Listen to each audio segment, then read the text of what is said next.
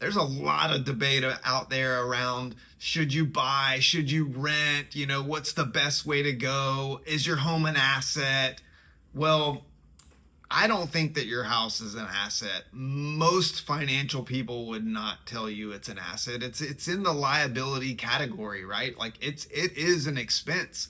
Homes are expensive. You've got the down payment when you buy it. Then you've got window treatments and all the things that have to go into that home just to make it your house. And then you've got maintenance items, right? Like things go wrong, the paint gets faded from the sun, and caulking gets old, and there's all these little things that you have to do to take care of it. So that puts it in the liability category. However, there's always this argument of like, do you rent, do you buy? And this is more among my investor people and people on bigger pockets and things like that are really focused on using real estate, buildings and houses as assets, as things to build wealth. And so the one thing though that always gets me is that if you're renting and you're spending $3,000 a month on rent, you're never really saving anything. Whereas if you buy a home,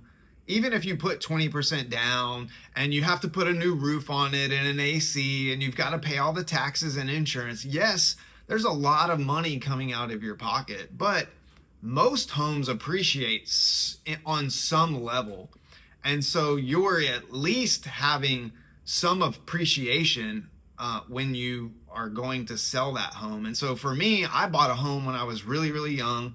I had a buddy of mine live with me and help me pay for the mortgage and the utilities.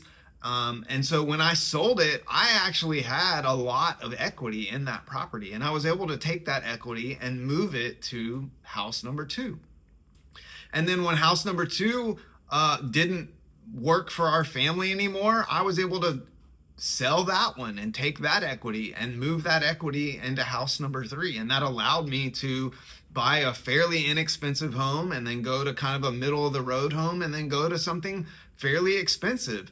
And now, if I was a really, really diligent young person, I would have probably been able to just store away cash on the sidelines instead of buying that first house. I could have rented for 20 years and then maybe still bought that expensive home. But most people don't do that. Most people spend that money. If it's in your account, they're spending it, or they're putting it in investment vehicles that they can't take, you can't take it out. And so having a home allows you to save money. It allows you to build equity, and sometimes the amount of money that it costs